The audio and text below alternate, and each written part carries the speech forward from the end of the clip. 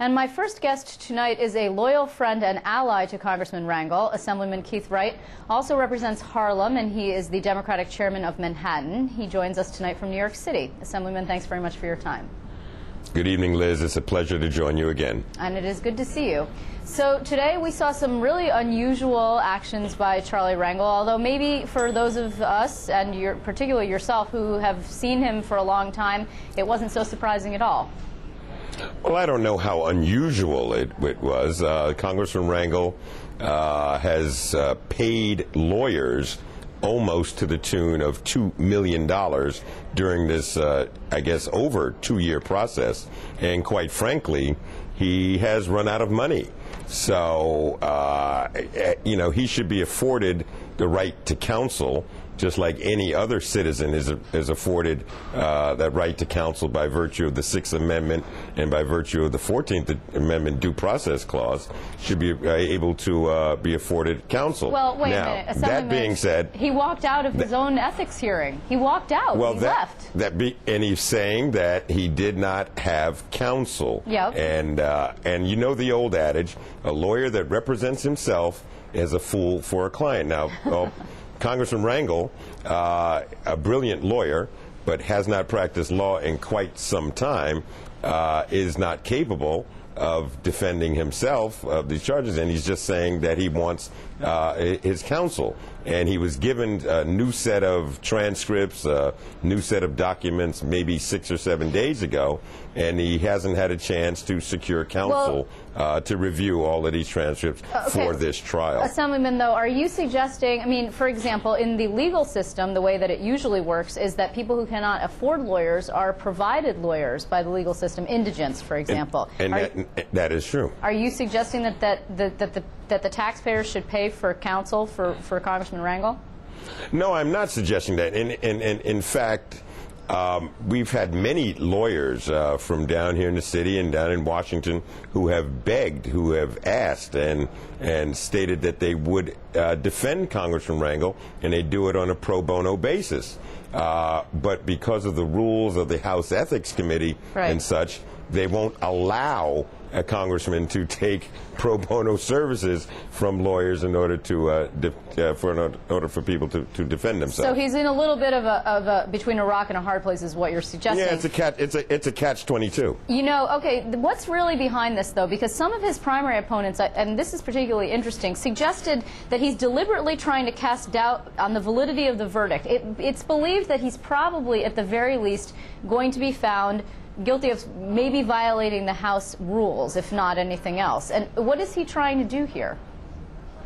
What is he trying to do? Is he trying to cast doubt on that verdict, and so he can then thereby save his reputation, for example, or fight the verdict if he has to? No, I don't think he's trying to cast any doubt. I think that, you know, the House Ethics Committee has had these charges or investigations into charges going for over 2 years now.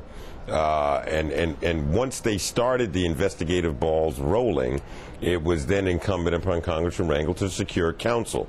Now, 2 years worth of lawyers has run quite up a legal bill.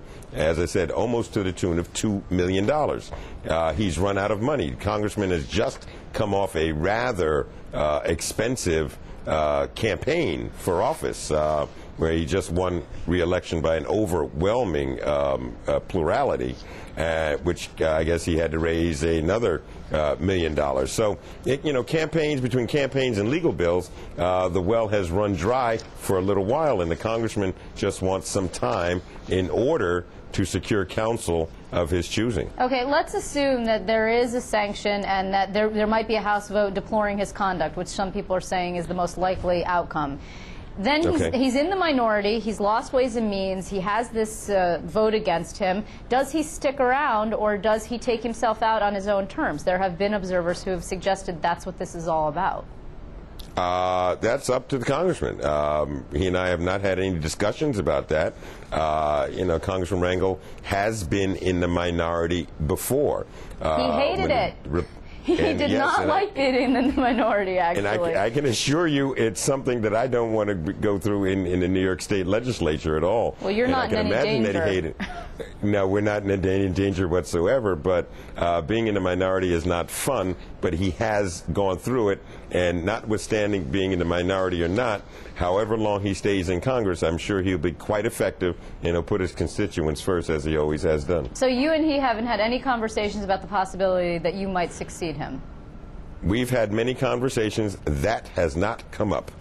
Let me ask you this, though, because this is an interesting segue into a recent Time story that talked about the loss of clout in this election cycle for the African-American community. You used to have a governor. You have a governor, David Patterson, first black governor. He did not seek re-election. Charlie Rangel was the most powerful man, arguably, aside from the speaker. He had Ways and Means. He lost that because of the ethics situation. They're not in the majority anymore, which loses clout for almost the entire delegation, plus there are seats that the delegation lost to the Republicans. And in the Senate, it's unclear whether John Sampson is going to survive. So what does this mean for the black political leadership in New York?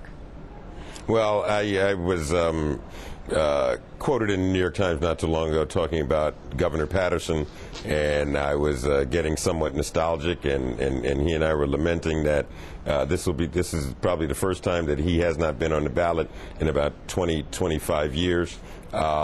Listen, politics is always evolving. For the first time, we had a black majority leader in the New York State Senate. For the first time, we had a black governor, and now we have a black president.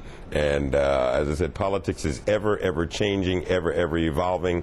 I wouldn't chalk it up to a loss of black political power, but I'd look at it as ever evolving political landscapes.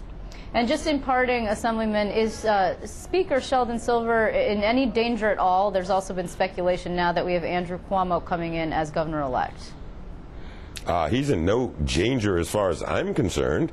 I haven't heard anything.